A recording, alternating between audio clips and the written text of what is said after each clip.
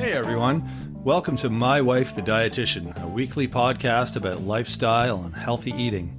I'm Rob, and together with my wife Sandra, we invite you to join us on this informative yet entertaining journey through the complex world of healthy eating. We'll cover everything but the kitchen sink. Each week we'll discuss topics ranging from how to protect yourself from developing cancer, spicy foods to rev up the libido, to caring for your palliative grandfather with Alzheimer's. We'll also delve into more complex issues like, what the heck is oat milk? Why doesn't my butt fit into these jeans?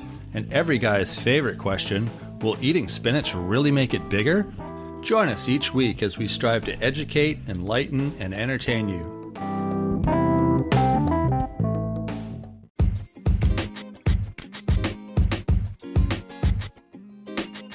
Just like the eyes are a window to your health, the skin can also reflect what's going on inside, specifically your gut health and quality of your diet. There's two phases of life when people get interested in their skin health, puberty and midlife, as those are periods when your skin can give you problems. Acne with teenagers and dry skin and wrinkles as you get older. Acne is an epidemic and may be an indicator of the potential development of more serious inflammatory conditions and health problems later in life. Join Rob and I for a lively discussion on skin health with 9 critical nutrients, including collagen. Also, learn why orange foods in particular are so important to help love the skin you're in. Hey, Rob. Oh, hey, Sandra. Do you like sweet potatoes, carrots, pumpkins, cantaloupe, mango, peaches, and oranges? And red peppers? Oh, orange peppers? Not all at once. But well, you'd get a lot of beta carotene if you ate them all at once. I would say so. Yeah, I would have a lot of color, a lot of orange on my plate. And it would actually contribute to a bit of an orange glow in your skin, and you could have like the natural suntan. Oh, really? Mm-hmm. By eating it or like... eating it. Like bathing in Eating it. Eating it. Okay, interesting. Orange food for skin health, episode 32. Oh, interesting. So there's some relationship between eating orange food and your skin health and color, by the sounds of it. Yeah, the skin cool. health and okay. color. Well, we haven't talked about this before, so this is all going to be brand new. Yeah. Well, like eyes are the window to the health. You know, in episode 10, we talked about eyes and the window to your soul or to the health. The skin is also, it reflects what's going on the inside. Really? Okay. Mm-hmm. I guess that makes sense. I mean, now that, like 30 episodes ago, I would have been like, what? Really? But now, I mean, that we've discussed a lot of these types of things, it's, yeah. Well, everything's related. I'm thinking back in episode 3 when I think it was immunity, and we talked about vitamin C and how it's an antioxidant and very important for immunity. And I remember you said, "Oh, it's good for your skin." Well, is that the only reason it's important? I remember that. Yeah. Yeah, and it's actually, the skin is very important. It's the largest organ of the body. Right. Covers our whole skeleton. Yeah. It covers the insides. It's a protective barrier. It's like a giant suitcase for our bones. It does protect against germs and invaders, and it actually is a big way we detoxify our system is through our skin and sweating. Skin. Yeah, interesting. And it also is a sensory because of the circulation and the nerve endings. So it's how we experience touch and... Yeah, of course. Yeah. And also it reflects what's going on in our gut health. Really? Yeah. The skin is it detoxifies, and our skin releases what's happening for gut health. Like it releases the toxins, and if we have a leaky gut or our gut isn't doing well, then likely your skin is going to have problems too. You'll see rashes. Your leaky gut doesn't leak out through the skin.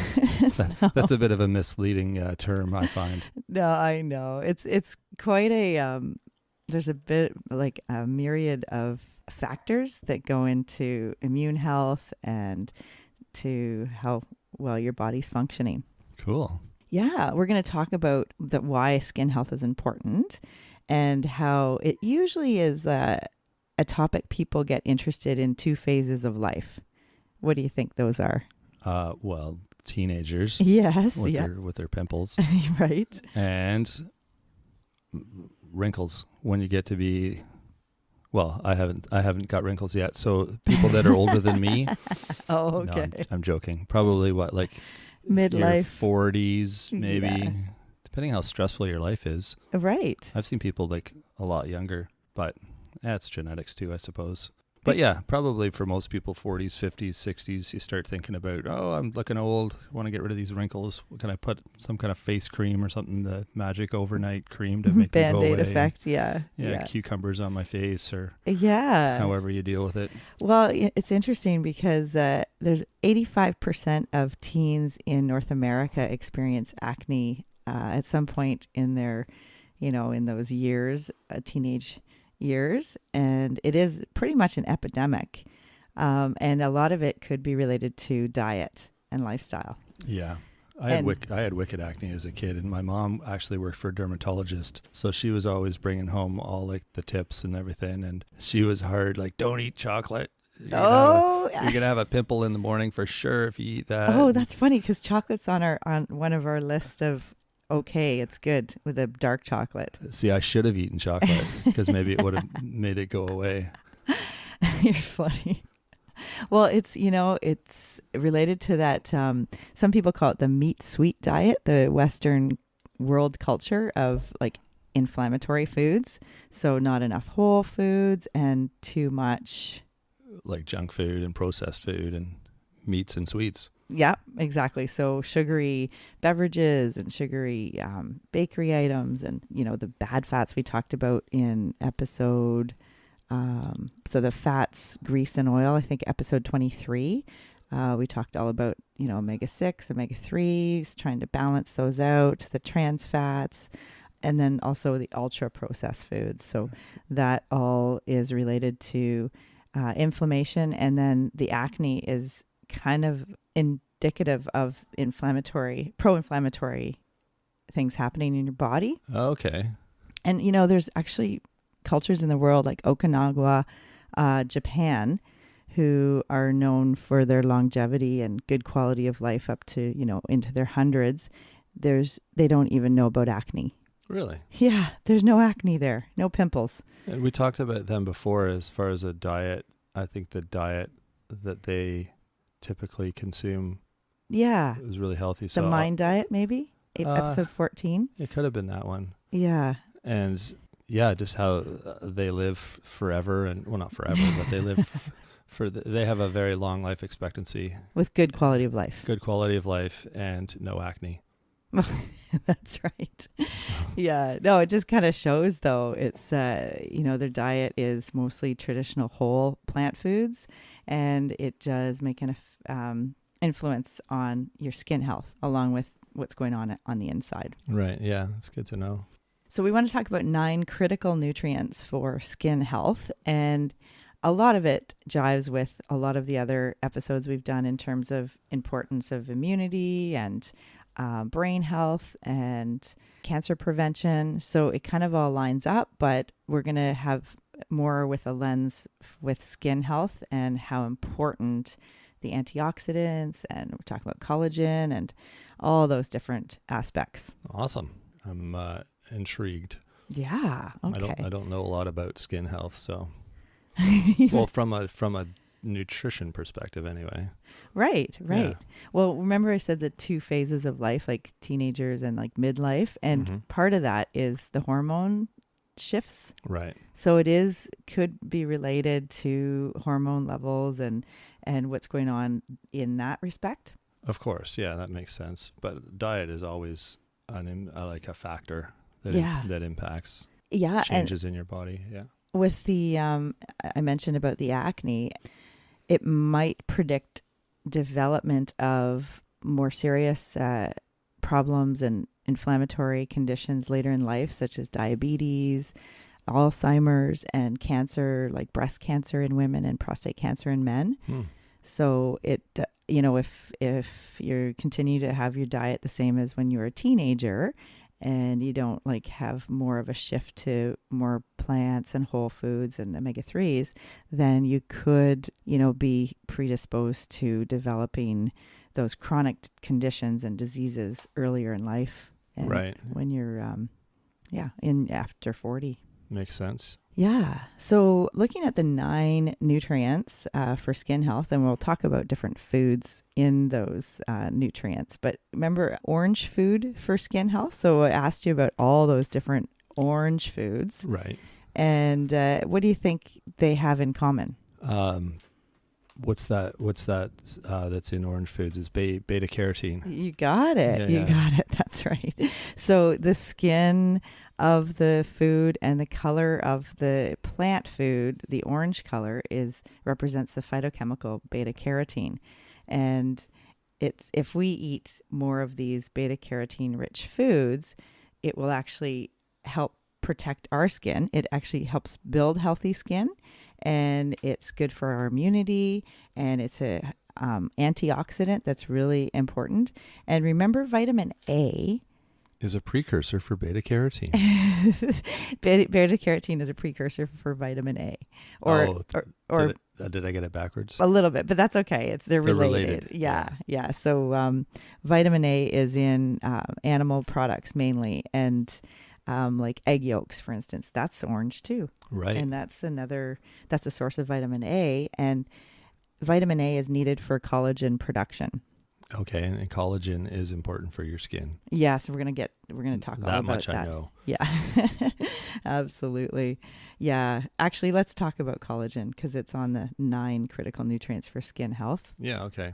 A third of our whole body protein is actually made up of collagen, and it's we lose about 1% every year of our collagen, and that kind of affects why you get wrinkles and feeling like stiffness in the joints and more prone to injury. So what happens when you're 100?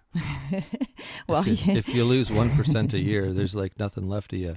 That's right. So making sure you're getting enough collagen in your diet is key. Okay. Because if you get collagen in your diet, that actually stimulates the body to make more collagen. Oh, okay. So you lose it, but you can regrow it if you're eating well. Yes. Okay, I gotcha. Yeah, absolutely. I thought you meant you lose it regardless. Yes. Yeah. Interesting. Okay. Well, the skin is constantly renewing and regenerating, and the cell turnover is very rapid, and the same with the digestive system, the GI system. So they're very related. Actually, collagen, in addition to skin health, like you need collagen for skin, you also need it for your joints, as I mentioned, but for your whole GI tract, you need collagen for that, and you need it for blood vessels, for your hair, your nails, your teeth, your cartilage, your tendons.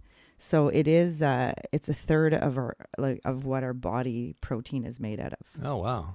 So can I just take a pill or something, or is there a better way to get it? Well, in the diet, so collagen's not a complete protein. So we don't recommend people to completely, not eat protein and just use collagen or just eat collagen-rich foods, because it doesn't have the complete protein.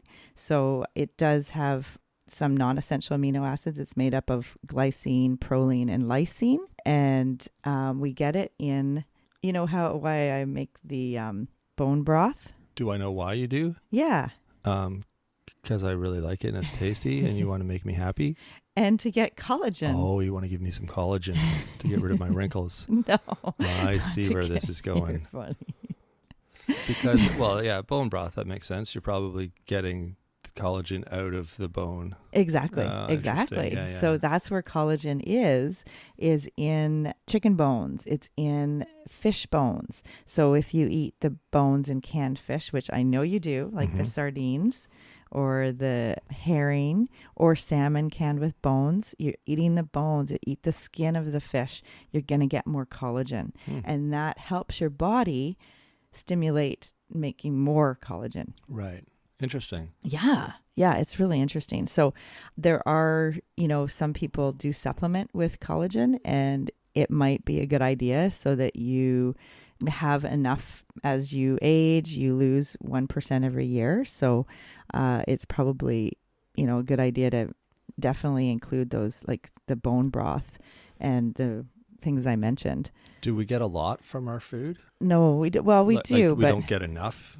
we don't get enough. Yeah, that's right. Actually, one of the amino acids in that make up collagen, glycine, is pretty low in other foods. So that is one way that we do get it, is in the collagen. Okay. And collagen is actually, to make collagen, we need enough vitamin C. It's a big part of making collagen. Okay. Like we need in our system, we need. Yes. Okay. Yeah. And also, as I mentioned, vitamin A, which you can get from the orange foods to make the beta carotene to make vitamin A. Right. So that's really key. And then, so vitamin C, I mentioned, it stimulates collagen production. It's an antioxidant. So it's really important for skin health, for when people are trying to heal a wound or they have infection on their skin. It's important that they get enough vitamin C. And you remember when people had scurvy, if there was a deficiency of vitamin C, they'd have bleeding gums and their body is starting to break down. Their wounds wouldn't heal and that sort of thing. Yeah, right. Exactly. So really key for the whole matrix of collagen development and our body. And then vitamin E is an antioxidant. It's a fat-soluble vitamin, and it really works in concert with vitamin C in terms of helping skin, maintaining the skin health. So Right. It's more effective when it's combined with vitamin C. So I'm thinking of foods that are rich in vitamin E and C. And there's not a lot of them, but there are some key ones. Any idea? Avocado comes to mind. That's a good one. That's a really good one because it's loaded with good fats too. So it's vitamin E, it's got vitamin C. Leafy greens like the spinach or other leafy greens is rich in vitamin E. Spinach, of course. Of course. Spinach is on every list. That's right. That's right. And also mango and red pepper or orange pepper have vitamin E and vitamin C, and kiwi is a good source of vitamin C and also vitamin E. And I mentioned nuts and seeds, right? No, I don't think you did yet. Okay. Nuts and seeds are really high in vitamin E. Vitamin E, right. Yeah. And the thing is too, remember I said how the skin is constantly getting renewed? Yeah. Well, the cell turnover is sensitive to the vitamin E level. So if you don't eat enough vitamin E rich foods, that's another way that your skin, you can't build healthy new skin cells and tissue. Oh, really? Yeah. Like yeah. it'll reproduce, but not in a healthy manner, or not as healthy, probably. Well, it's just like vitamin E and vitamin C and vitamin E and vitamin A, beta carotene. They're all required for collagen production, for healthy skin. And as I said, we're renewing it very quickly. So we need to have a good, healthy, balanced diet so that you're getting those nutrients so that you have the building materials for your collagen and skin. Awesome. Yeah, it's really interesting. It is really interesting, yeah. Because the skin is so integral to our immune health, and it reflects how, if you're radiant, if your skin's radiant and glowing, you're feeling healthy. But if it's like kind of gray and sallow, then you can kind of think, oh, maybe there's not enough beta carotene, there's not enough of the important nutrients going in, and it's reflecting in your skin. Right. Or dry skin. So if you're finding wrinkles and dry skin middle age, you might not be renewing that collagen. You might be losing it. And also the omega-3 is really important. So those really important fats, remember, they're essential fatty acids, and the omega-3 can actually make the skin less sensitive to UV rays. Oh, really? Yeah. Yeah. So it's actually a little bit a natural sunblock. Not that, you would completely rely on that for, being in the sun, but it's a good thing. And remember in episode 23, the fats, grease, and oil, Udo Erasmus, I did a quote, oil skin from within. Right. Okay. Yeah. So that means to make sure that you're getting these essential fatty acids like the omega-3 in a good amount so that you are getting enough for the skin renewal and to help keep the skin supple and Right. yeah. So where do we get omega-3 again? Fish. Yeah, wild fatty fish. Flax seeds. Yes. Ground flax seeds, exactly. Wild fatty fish like salmon, sardines, herring, mackerel. And then, definitely ground flax seeds, chia, hemp hearts. Oh, yeah. So those two. are, Okay. yeah. So those are all really good ways to get that omega-3, the essential fatty acids, so that you don't have dry skin. Nice. Yeah. And a lot of people, if they don't eat fish or they're not using ground flax seeds or they don't use those chia or hemp hearts, they could be more prone to a deficiency of omega-3, and it might show up in having more dry skin. Yeah. And I'm guessing a lot of people don't. I mean, we didn't really start eating that stuff until... I mean, it's not something that's common in a lot of diets, I wouldn't think. Oh, definitely. I know when I talk to clients, a lot of people I talk to don't eat fish, don't like fish. No, I swear, I don't mean... I mean like the hemp hearts and the chias. Like a lot of people are like, hemp hearts, what's that? Like, is that off like a cannabis plant or something? And, it's one of those unknown. They think it's like some high-end health food store kind of thing, but... Right. It's not, and it's easy to include in your diet and just sprinkle it on whatever... How do you use it? How do I use it? Well, Sandra, I like to sprinkle it on my salad and usually on my oatmeal in the morning. You can add it to a smoothie. Yeah.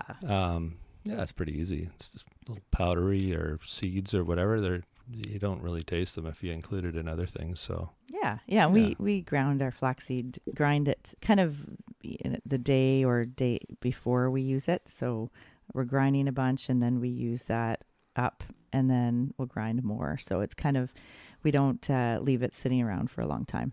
Yeah, you don't want to expose to air or sunlight or heat. That's right. You remember. Oh, I do. They're very sensitive. That's the rules of the flax. Exactly. Okay.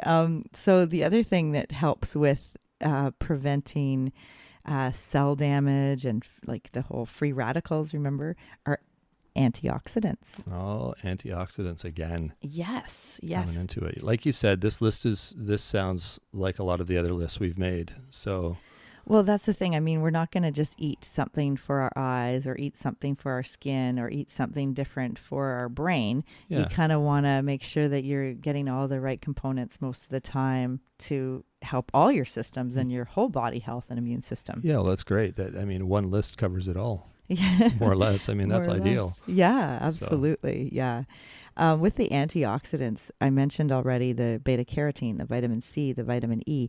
Glutathione is another one that is an important antioxidant. And the dark chocolate, okay. It has flavonoids and it protects from the UV damage. Really? Yeah. And green tea is another one. It reduces the low-grade inflammation, and they're finding that it helps to reduce gut permeability. So like that leaky gut, if you want to call it that. I don't like that term. It just makes it, I don't know. Sounds like a leaky pipe in the basement or something. I don't know, leaky gut. It sounds like you're oozing. This is like, oh. Well, that's exactly, and that's what happens if you're eating too much fast food, ultra processed foods, like day after day after day, then you could definitely, that can contribute to gut problems and then affect your skin. Right. So 3 more, and then we've got the 9 critical nutrients for skin health. Perfect. All right. So zinc, it's actually an antioxidant too, but a zinc deficiency can definitely affect the time for wound healing. So that's an important one to make sure that you have enough zinc in your diet. Having enough zinc will help reduce inflammation and produce new skin cells. And it is, we know that the absorption of your zinc declines with age. So ensuring that you're having zinc-rich foods like the oysters or eggs, like with the egg yolk, fish, pumpkin seeds, all are good sources of zinc. And to get those in, throughout the week so that you're getting enough to help with wound healing and help with producing new skin cells. Are there plant sources for zinc?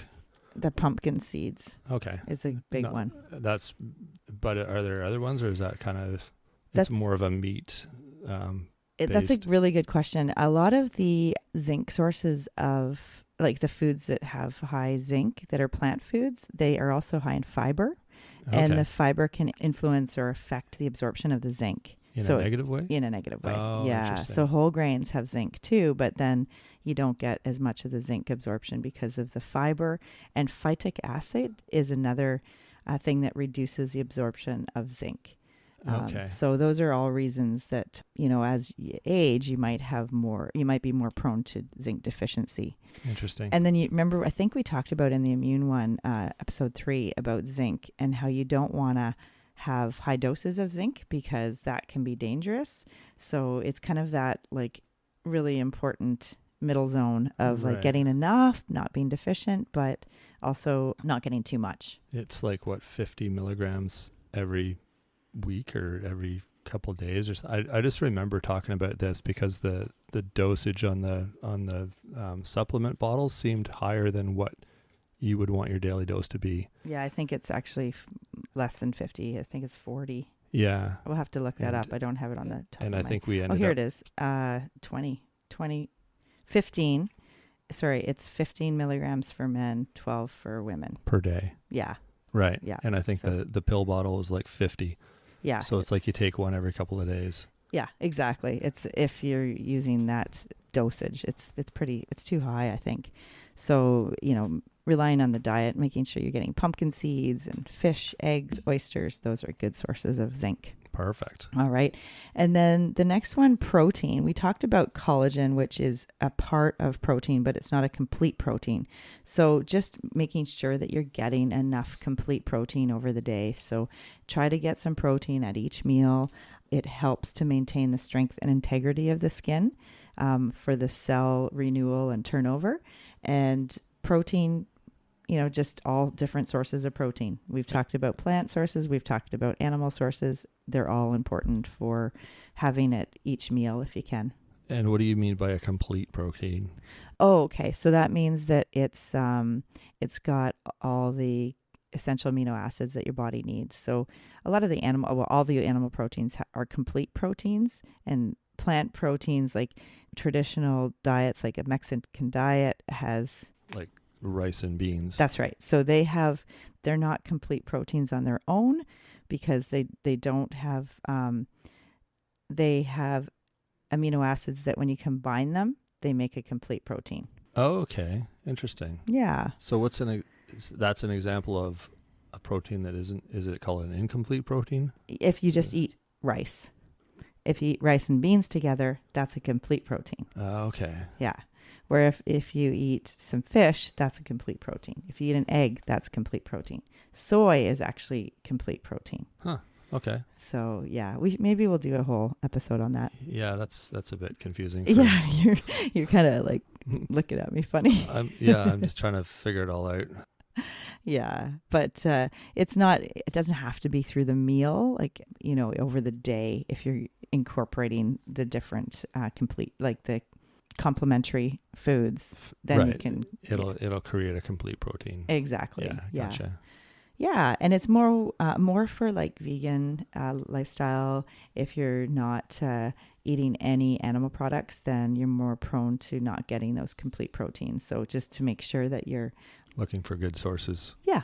That are vegan friendly, And- plant friendly. and complementary. Like you think of, I always think back to different cultures Mhm. and like the traditional diet, and you think of like maybe some non-industrialized, like I mentioned, Mexico or like Northern Africa, and you think, what do they eat? Beans and couscous, or beans and rice, or even like peanut butter and bread is a combination that creates a complete protein. Right. Interesting. Okay. Yeah, you'll have to explain that to me at some point. Yeah. Because maybe we'll record it and we'll do an episode about it. Yeah, well, there you go. Yeah, so that other people can understand too. Right. It almost needs like a diagram probably for my brain to understand it. Sure. Okay. You're funny. Yeah. Okay. The last one, and it's last but not least at all, because it's critical for gut health and for skin integrity to make sure that your gut is functioning well, is probiotics. Yeah, making sure that you have the diversity of microbes. Every time you say gut health, I think probiotics. Oh, there we go. Good. And then you need those prebiotics to feed the probiotics. You are learning. This is sure. great. I'm a good student. That's awesome. And prebiotics are mostly made of, or all they're made of plant foods, fiber. Thanks. You put me on the spot. Sorry. There. Okay. Probiotics are the good bacteria, and they're usually fermented foods, and fluids like sauerkraut or yogurt, kefir, and then fiber-rich foods like banana, asparagus, or root vegetables are the prebiotics to help feed the live bacteria probiotics. And the skin is an exit system for the gut or for the digestive system. So as I mentioned before, so your skin health is related to your gut health. So if you're having lots of breakouts or problems with your skin, you might want to heal or find the root cause and heal your gut. Yeah, that's like, I'm just thinking food allergies. Like, does that show up as a rash? Yeah, it sometimes? could. Yeah, or intolerance too. Or yeah, definitely. Okay. Yeah, that makes sense. Yeah, and that's the thing I should have mentioned with the collagen. So for most people, collagen supplements are fairly safe. They're not harmful unless you have an allergy. If you have an allergy to any of the components in the collagen, then it could become a problem, or definitely not be safe or great for you. Right. So how do you find that out? Just try it and see what happens, or is there a test for it, or like talk to your doctor, or? Well, it would be if you start taking a collagen supplement and you find that you're having a breakout or you're having a rash, you might probably be sensitive to one of the ingredients there. Gotcha. Yeah. But yeah, allergies are tricky because you never know what is causing the problem. But if it's something new in your diet or environment, then that could be an indication that it is, that's the cause. Right. You have to kind of introduce things one at a time and don't change anything else. Yeah. Which is tricky. Yeah. So do you think you'll be able to eat more orange foods for good skin health? Sure. Okay. That's awesome. It doesn't include cheesies. No. Just putting that out there. Cheesies and Doritos and orange slushies. That stuff doesn't count. No, that's... Not that I eat that anyway. I'm just for those people who think, oh, cool. Yes. Yeah, right. Cheesies. Artificial flavor or colors, not what we're talking about. Actually, the rainbow of colors for optimal health, including the skin. So we talked about the orange, and then green, so spinach, green leafies, reds like the strawberries, red onions, tomatoes, the whites like the cauliflower and onions and garlic, bulbs, and blue like the blueberries, or purple cabbage. It's kind of a fun challenge to see how many different colors you can put on your plate throughout the day. Yeah. Right? Yeah. Absolutely. I find like using a smoothie is a good way to get a good combination, and then or also a salad.